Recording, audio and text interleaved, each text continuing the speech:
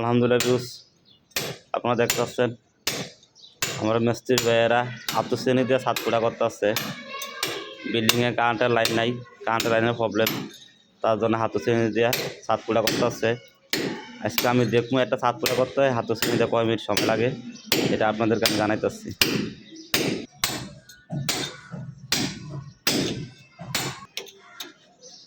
ছাদ আমার পুরো হয়ে গেছে গা, আলহামদুলিল্লাহ 9 মিনিট সময় চলতে আসছে। এখন দেখা যাক ক্লিয়ার করতে কতটুকু সময় লাগে আপনাদেরকে জানাইতেছি।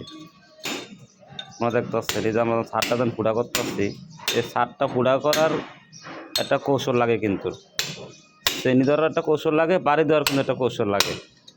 যে কৌশলটা বুঝতে পারবো হ্যাঁ কিন্তু ছাদটা তাড়াতাড়ি করে পুড়া করতে পারবো।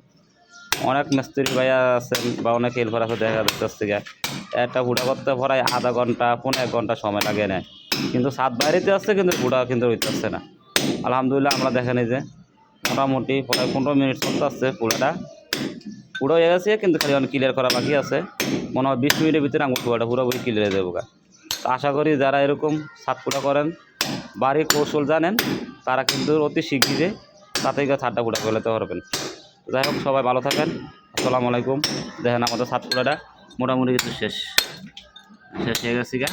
সবাই ভালো থাকেন। 20 মিনিট সময় লাগবে আমাদের।